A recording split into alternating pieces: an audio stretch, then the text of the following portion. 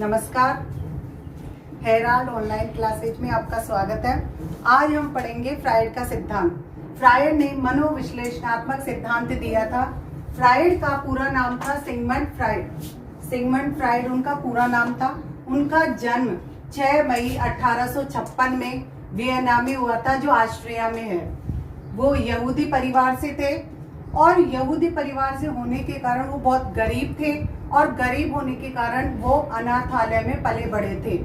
वे उनका सारा जन्म, जब वो पले बड़े तो अनाथालय में पले बड़े थे और वो आगे जाकर सिगमंड फ्रायड आगे जाकर डॉक्टर बने और वो डॉक्टर पागलों के डॉक्टर बने। उन्होंने पागलों पर अध्ययन किया था।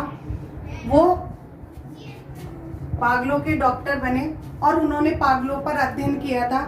जो इन्होंने पागलों पर अध्ययन किया था, तो विश्व में सबसे बड़ा पागलों का अस्पताल, जो सबसे बड़ा पागलों का अस्पताल था विश्व का, फैंसी नगर, जो पेरिस में है। पेरिस फ्रांस की राजधानी। ठीक है, जो ये विश्व का सबसे बड़ा पागलों का अस्पताल था फैंसी नगर, इसमें ये डॉक्टर बने और इसी में रहकर इन्होंने इस अस्पताल में रहकर पागलों पर अध्ययन किया। पागलों पर अध्ययन करने से उनको पता चला कि जो पागल हैं, तो उनके जो मन है, जैसे उनसे कुछ पूछा जाए कि आप पागल कैसे हैं, मैं पागल कहाँ पे हूँ, मैं ऐसे हूँ, तो उनके जो मन यानी मन और मस्तिष्क, यहाँ पे अध्ययन किया गया है मनोविश्लेषणात्मक, यानी मन का विश्लेषण करना। यानी जो मन और मस्तिष्क, यानी पहले ही जब बताया गया था कि मन, जहाँ साइकोलॉजी में मन को मस्तिष्क का भी दर्जा दिया गया है, तो यानी मन या मस्तिष्क का अध्ययन, तो मन या मस्तिष्क का विश्लेषण करना ही मनोविश्लेषणात्मक सिद्धांत कहा गया है। इसीलिए कहा गया है। तो इसीलिए उन्होंने जो पागलों का अस्पताल था, तो उन्होंने पागलों के विचार सुनकर उन्होंने उनके मन पर यानी उनके मस्तिष्क का अध्ययन किया और अध्ययन करने पर उनको पता चला कि व्यक्ति के कितने मन होते हैं और कैसे मन होते हैं। ठीक है, तो उसी प्रकार उन्होंने मनोविश्लेषणात्मक संप्रदाय भी दिया था। ठीक है, अब इसी प्रकार देखिए जो मनोविश्लेषणात्मक सिद्धांत है,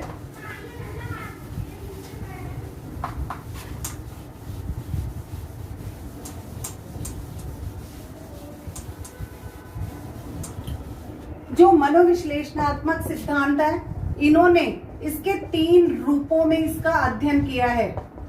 3 रूपों में इसका वर्णन किया है। अब 3 रूप देखिए कौन कौन से हैं। इसमें पहला रूप है स्थलाकृति संरचना।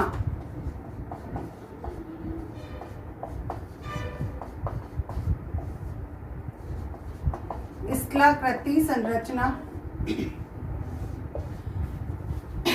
सेकंड रूप है गत्यात्मक संरचना।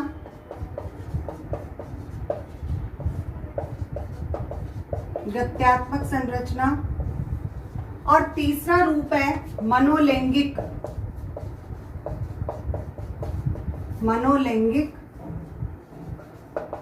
संरचना। ठीक है, मनोलैंगिक संरचना या विकास, मनोलैंगिक विकास लिख लीजिए। ठीक है, यानी इन्होंने 3 रूपों का वर्णन किया है इस सिद्धांत में। पहला स्थलाकृति संरचना, दूसरी गत्यात्मकता और तीसरी मनोलैंगिक विकास।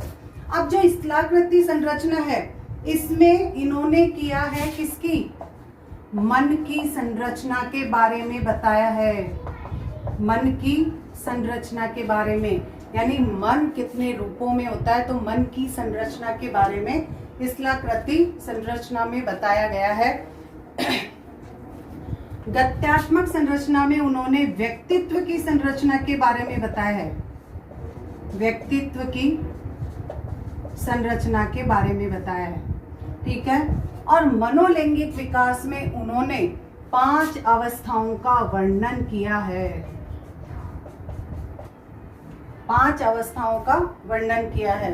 अब स्थलाकृति संरचना यानी मन की संरचना का वर्णन किया है। तो मन इन्होंने 3 रूपों में बताया है मन को।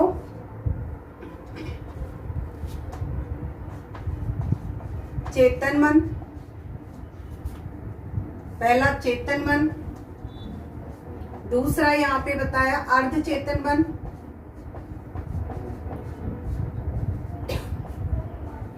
और तीसरा बताया अचेतन मन। ठीक है। मन की संरचना में इन्होंने बताया चेतन मन, अर्ध चेतन मन और अचेतन मन, 3 संरचनाएं बताई है। और व्यक्तित्व की संरचना में इन्होंने बताया कि व्यक्तित्व की जो संरचना है उसमें ये भी 3 रूपों में है, यानी 3 रूप देखिए इसमें। ईड, ईगो और तीसरी है सुपर ईगो।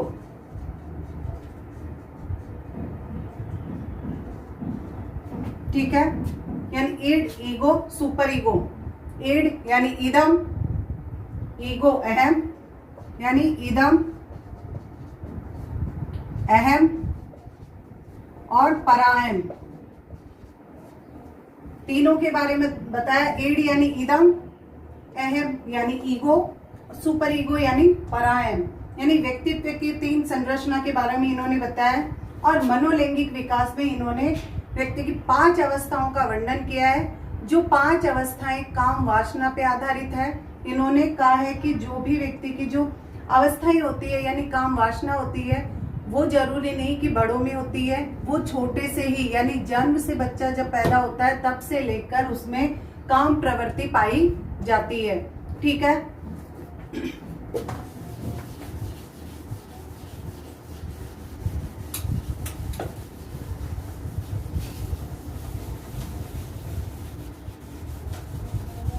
अब देखिए कि जो पहला रूप है स्थलाकृति रूप यानी स्थलाकृति संरचना या मन की संरचना।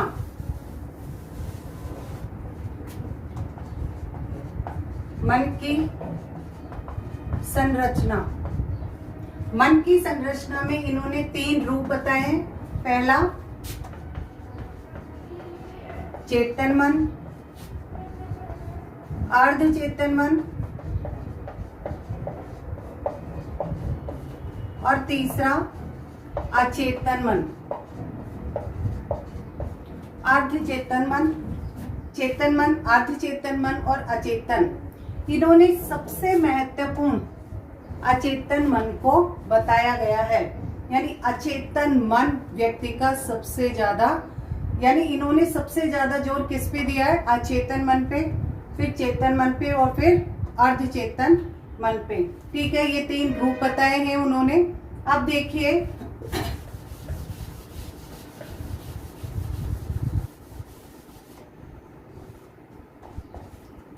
आगे, देखिए कि पहला रूप जो है वो अचेतन मन। देखिए कि जिन्होंने इस पे ज्यादा जोर दिया है, तो अचेतन मन होता क्या है? ठीक है,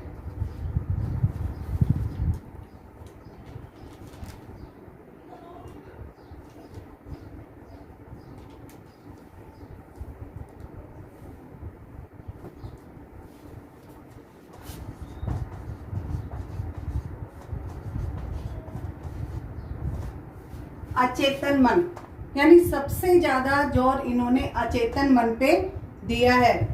अचेतन मन इन्होंने जन्मजात बताया है कि यानी जो अचेतन मन होता है वह व्यक्ति में जन्मजात होता है, वह अर्जित नहीं होता है, वह जन्मजात पाया जाता है। यानी जन्म से ही अचेतन मन व्यक्ति में होता है, इस पे ज्यादा जोर दिया है। किसी भी, इन्होंने कहा है कि किसी भी व्यक्ति को जानना या समझना है तो अचेतन मन को जान लेना चाहिए, यानी अचेतन मन को समझ लेना चाहिए।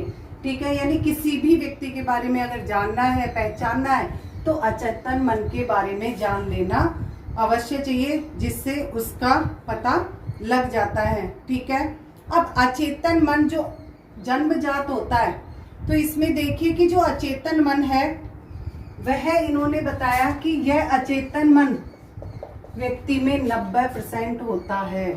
यानी सबसे ज्यादा क्या होता है व्यक्ति में, अचेतन मन होता है जो 90% होता है। ठीक है। अब ये जो अचेतन मन है तो ये एक नियम पर आधारित है।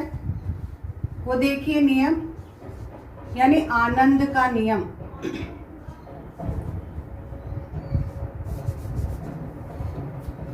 आनंद का नियम देखिए,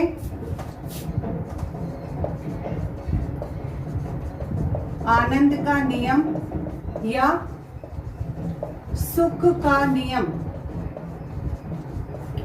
जो ये अचेतन मन है, आनंद का नियम या सुख का नियम, जिसमें आनंद प्राप्त होता हो या सुख प्राप्त होता हो, वह कौन सा अचेतन मन होता है। कि फ्रायड ने कहा है कि जिसमें व्यक्ति को आनंद प्राप्त होता है या सुख मिलता है, वह कौन सा मन होता है व्यक्ति का, वह अचेतन मन होता है। कि अचेतन मन में ही व्यक्ति आनंद की पूर्ति करता है या सुख प्राप्त करता है।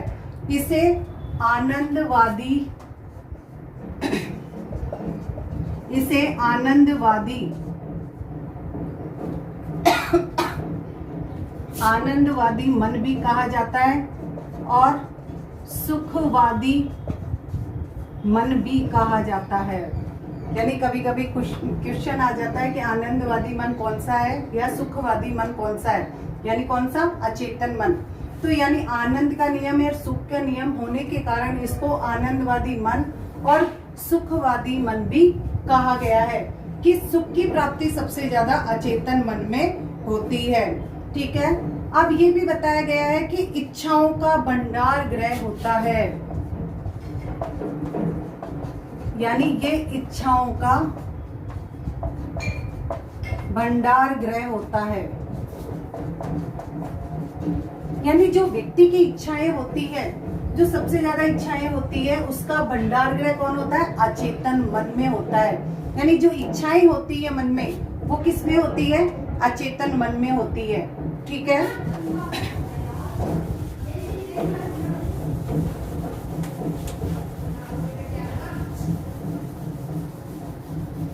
अब इस अचेतन मन में देखिए कि अचेतन मन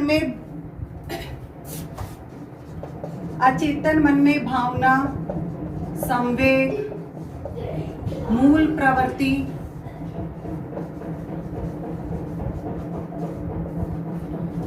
प्रवृत्ति, और दमित इच्छाएं, अनैतिक कार्य,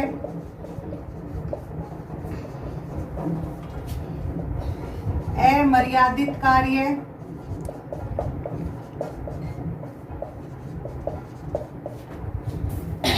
अमर्यादित कार्य, यौन ऊर्जा,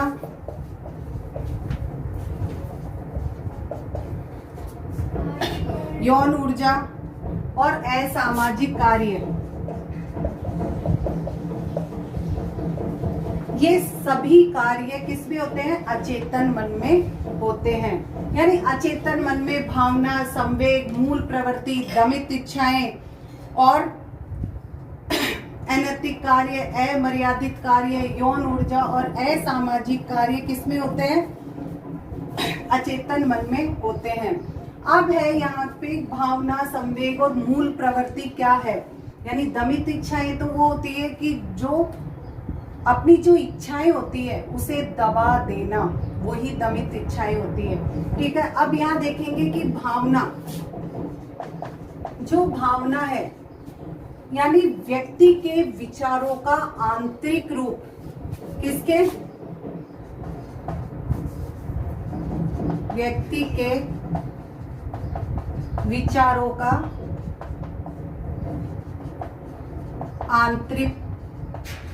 आंतरिक रूप क्या होती है, भावना। यानी व्यक्ति के अंदर जो आंतरिक रूप से जो भी भावना होती है, यानी इमोशन होते हैं, यानी किसी को बताए नहीं जाते हैं, वो क्या होती है, भावना होती है। जो अंदर होती है व्यक्ति के, वो क्या होती है, भावना होती है। संवेग देखिए कि संवेग यानी इसमें आंतरिक रूप रहती है और उन्हीं विचारों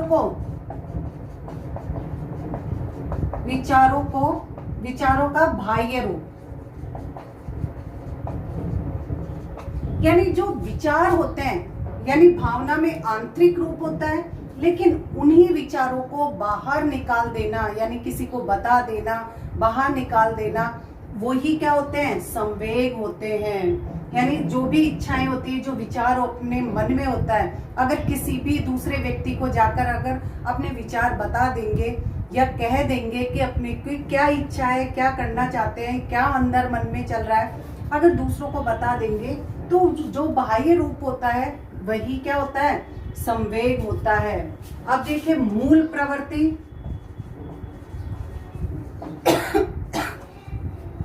अब जो मूल प्रवृत्ति है, अब मूल प्रवृत्ति देखिए कि जो ये विचार है, इन विचारों का क्रियात्मक रूप, विचारों का क्रियात्मक रूप, यानी जो विचार हैं यानी अपन ने जाहिर कर दिए, वो ही विचारों का क्रियात्मक रूप, यानी उन विचारों पर क्रिया करना ही क्या होती है, मूल प्रवृत्ति होती है। ठीक है, यानी व्यक्ति के भावना क्या है, व्यक्ति का आंतरिक रूप, यानी अंतर मन में जो चल रहा है, व्यक्ति के इमोशन जो चल रहे हैं वो होती है भावना, लेकिन वही विचारों को अगर बाहर निकाल दिया जाए तो वो क्या होते हैं, संवेग होते हैं, और उन्हीं विचारों के ऊपर अगर कार्य किया जाए तो वही होते हैं क्या, मूल प्रवृत्ति। इसीलिए ये सब होती है अचेतन मन में। अब अचेतन मन में भावना, संवेग और मूल प्रवृत्ति हो गई क्लियर। अब है दमित इच्छाएं, यानी व्यक्ति के मन में जो भी इच्छाएं होती है अगर वो पूरी नहीं हो पाती है, भाई इच्छा होती है किसी के मन में कि मैं ये कार्य करूं या मैं ये खाऊं, अगर वो चीज नहीं मिल पाती है व्यक्ति को, वो प्राप्त नहीं होती है, तो व्यक्ति उसे दबा देता है। तो वो जो दबी इच्छाएं होती है, वो दबी इच्छाएं किस में चली जाती है, अचेतन मन में दब जाती है। यानी जो इच्छा होती है वो जो दब जाती है वो अचेतन मन में दब जाती है, यानी दमित हो जाती है, यानी नष्ट कभी नहीं होती है, कुछ समय के लिए वह अचेतन मन में दब जाती है। जब समय आता है तो वह इच्छाएं बाहर निकाली भी जा सकती है, इसलिए ये कभी समाप्त भी होती है, ये कुछ समय के लिए दब जाती है। ठीक है, अनैतिक कार्य, यानी जो भी नैतिकता के अनुसार जो भी कार्य नहीं होता है, जो अनैतिक होता है, अमर्यादित होता है, वह भी कार्य कौन से मन में, यानी अचेतन मन में दबे रहते हैं, यानी अचेतन मन में होते हैं। यौन ऊर्जा भी अचेतन मन में होती है, और असामाजिक जो भी कार्य होते हैं वो भी अचेतन मन में होते हैं।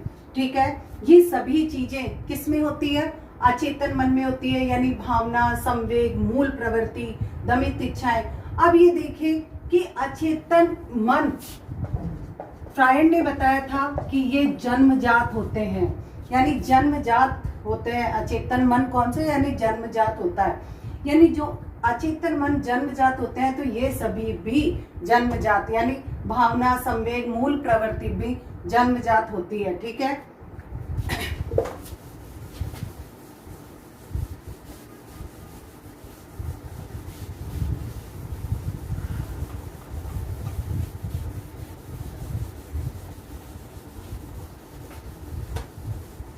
अब है कि अचेतन मन, अब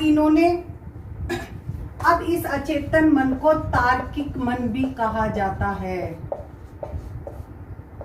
यानी जो अचेतन मन है इसे तार्किक मन भी कहा जाता है। क्यों कहा जाता है तार्किक मन, कि जो तर्क करने की भावना उत्पन्न होती है वह अचेतन मन से ही उत्पन्न होती है, यानी जो तर्क करने की भावना जो होती है वो अचेतन मन से ही अपने विचार आती है। ठीक है, अब देखिए कि विद्यार्थियों के लिए सबसे महत्वपूर्ण मन होता है ये, विद्यार्थियों के लिए सबसे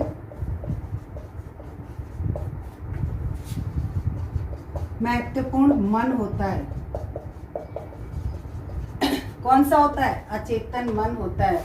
यानी जो विद्यार्थी होते हैं सबसे महत्वपूर्ण मन कौन सा होता है? अचेतन मन होता है। क्योंकि जो भी विद्यार्थी जो इच्छाएं रखते हैं वो कुछ समय के लिए इसमें दबा देते हैं, है ना, ठीक है। इसीलिए विद्यार्थियों का सबसे महत्वपूर्ण मन कौन सा होता है? अचेतन मन होता है। और ये याद रखिएगा, सबसे पहले जो विचार उत्पन्न होता है वह अचेतन मन में ही उत्पन्न होता है। यानी सबसे पहले जो विचार आएगा, जो विचार उत्पन्न होता है किसी भी चीज के बारे में या किसी के भी बारे में, वो पहले अचेतन मन में आता है, बाद में चेतन अवस्था में आता है, ठीक है। ये तो था अचेतन मन। अब देखिए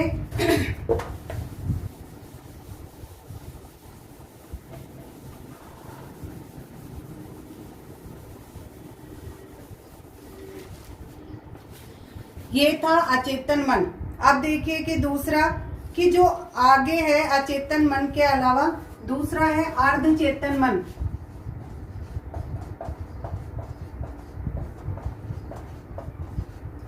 अर्धचेतन मन, फ्रायड ने कहा है कि अर्धचेतन मन अर्जित होता है। यानी ये जन्मजात नहीं होता है, ये क्या होता है? अर्जित होता है, यानी जन्मजात नहीं होते हैं। अब ये देखिए कि वो आनंद के नियम पर आधारित था, लेकिन ये जो है ये वास्तविकता के नियम पर आधारित है, ठीक है। यानी अर्धचेतन मन किस पे आधारित है? वास्तविकता के नियम पर आधारित है। यानी वास्तविकता और समय का ज्ञान, वास्तविकता और समय का ज्ञान ही क्या है? अर्धचेतन मन में होता है। यानी वास्तविक रूप से बताना और समय का ज्ञान देना वो किसके अंतर्गत होता है? अर्धचेतन मन के अंतर्गत होता है। और ये जो है ये अचेतन मन और चेतन मन की मध्य की अवस्था है।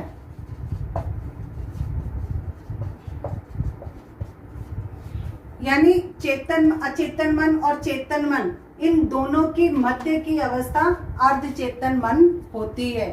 यानी जो अचेतन मन होता है और चेतन मन होता है, इनके बीच की जो कड़ी होती है वह अर्धचेतन मन होता है। यानी इसमें होता है कि याद की गई बातें अचानक भूल जाना।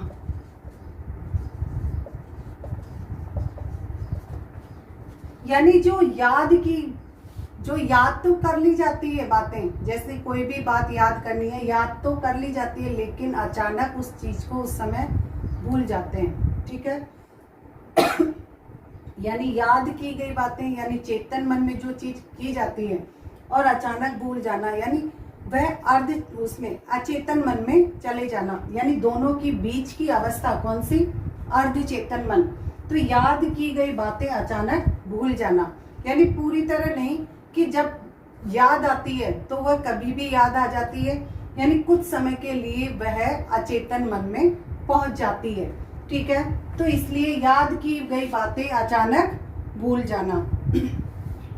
अब ये वास्तविकता के नियम पे आधारित था, और जो अचेतन मन था वह किस पे आधारित था? आनंद और सुख के नियम पर आधारित था। अब वास्तविकता यानी जो भी चीज वास्तविक है, यानी जैसे मान लिया जाए कि किसी भी कमरे में जाने से, कोई व्यक्ति अगर किसी भी कमरे में जाता है और कुछ चीज उसे पसंद आ जाती है उस कमरे में, तो उसका अचेतन मन तो कहेगा कि मैं उस चीज को ले लूं, ठीक है।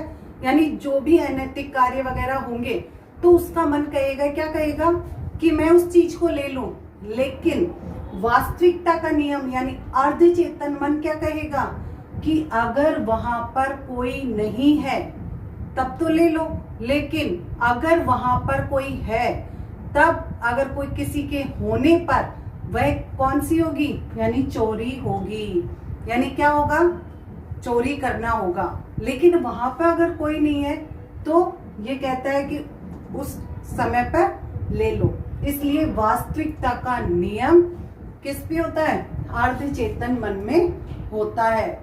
और उसी चीज को अगर कहें चेतन मन में, तो चेतन मन में क्या आएगा कि यह चोरी करना है, यानी पाप है। ये मतलब मेरा मन नहीं कहता कि मैं इस चीज को चुराऊं, तो चेतन मन ये कहेगा। लेकिन अर्ध चेतन मन ये कहेगा कि अगर कोई नहीं है तो उसे उठा लो, अगर कोई देख रहा है तो वो चोरी है, नहीं उठा सकते, यानी पिटाई हो जाएगी।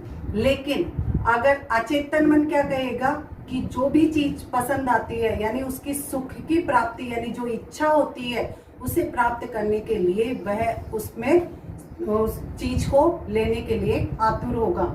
इसीलिए इसे वास्तविकता का नियम भी कहा गया है, किसमें? अर्ध चेतन मन को। ठीक है।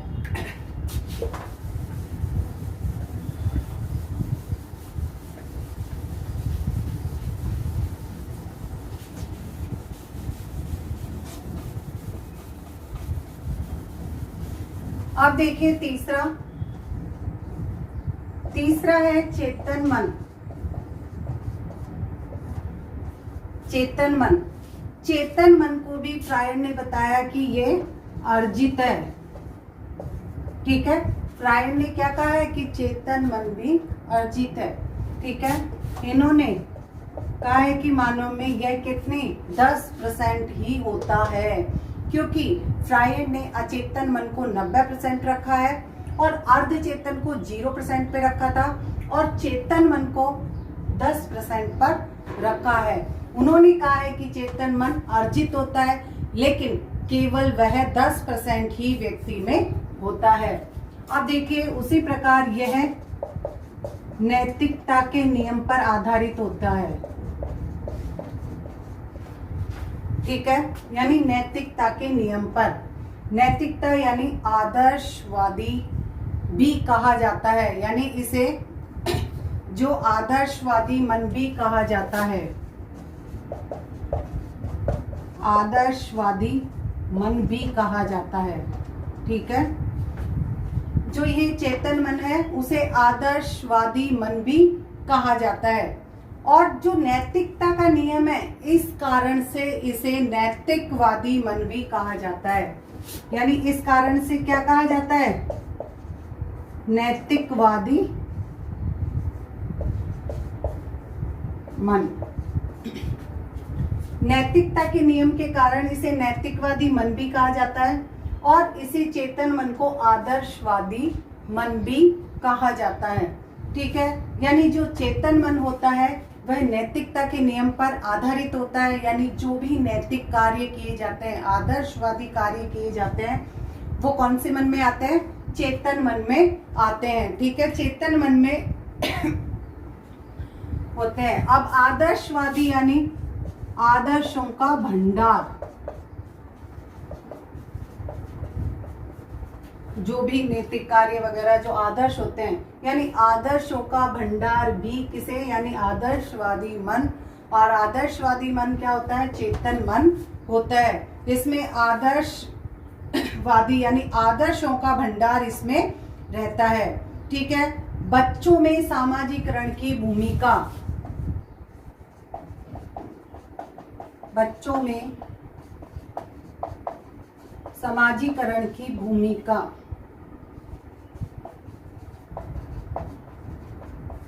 किसमें होती है? चेतन मन के द्वारा ही होती है।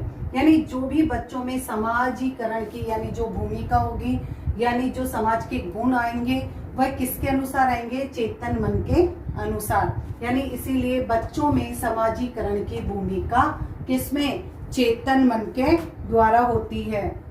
ठीक है, इसी में आगे होता है कि आध्यात्मिक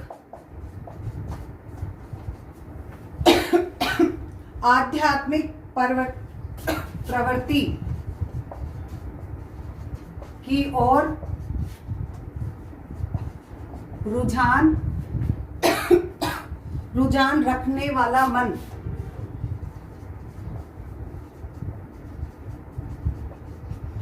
यानी आध्यात्मिक प्रवृत्ति की ओर रुझान रखने वाला मन, यानी आध्यात्मिक जो भी प्रवृत्ति यानी जो भी कार्य होते हैं आध्यात्मिक रूप से आदर्शवादी जो भी कार्य होते हैं उसकी ओर जो रुझान रहता है, उसकी ओर जो प्रेरित करता है, वह मन कौन सा होता है? चेतन मन होता है। यानी आध्यात्मिक प्रवृत्ति की ओर किसके द्वारा? यानी चेतन मन के अनुसार आध्यात्मिक प्रवृत्ति की ओर बढ़ा जा सकता है। ठीक है, इसीलिए चेतन मन को यानी अर्जित कहा है फ्रायड ने, और यह व्यक्ति में 10% होता है और यह नैतिकता के नियम पे आधारित होता है। इसी कारण से इसे नैतिकवादी मन भी कहा जाता है। ठीक है, और उसे आदर्शवादी मन भी कहा जाता है, क्योंकि आदर्शों का भंडार ही क्या होता है? आदर्शवादी मन होता है, जो नैतिक जो भी है यानी चेतन मन में होता है। यानी चेतन मन के अनुसार जो आदर्शवादी भावना है वो किस में होती है? चेतन मन यानी जागृत अवस्था में। ठीक है, बच्चों में समाजीकरण की भूमिका, यानी बच्चों में समाज के अनुसार जो भी आदर्श नैतिक गुण चरित्र का निर्माण वगैरह जो होता है वो किसके द्वारा होता है? चेतन मन के द्वारा होता है। और अगर उनके अलावा जो भी इच्छाएं होती है व्यक्ति की, यानी बच्चों में जो भी इच्छाएं होती है वह अपनी इच्छाओं को दबाकर कुछ समय के लिए वो जो इच्छाएं दमित हो जाती है वो अचेतन मन में पहुंच जाती है, और जो जागृत अवस्था में जो मन होता है वह चेतन मन होता है। इसीलिए बच्चों में समाजीकरण की जो भूमिका होती है किस मन के द्वारा? चेतन मन के द्वारा होती है। और आध्यात्मिक प्रवृत्ति की ओर रुझान रखने वाला मन भी कौन सा होता है? कौन सा होता है? चेतन मन होता है। आध्यात्मिक प्रवृत्ति की ओर जो मन लेके जाता है वो ही कौन सा मन होता है? चेतन मन होता है। ठीक है, ये आज हमने पढ़ा कि तीनों मन के बारे में। अब देखिए आगे जो अगली क्लास होगी उसी में फ्रायड का सिद्धांत जो है उसका अगला पार्ट पढ़ेंगे कि उसमें जो गत्यात्मक संरचना है और मनोलैंगिक विकास है उसके बारे में अध्ययन करेंगे। Thank you.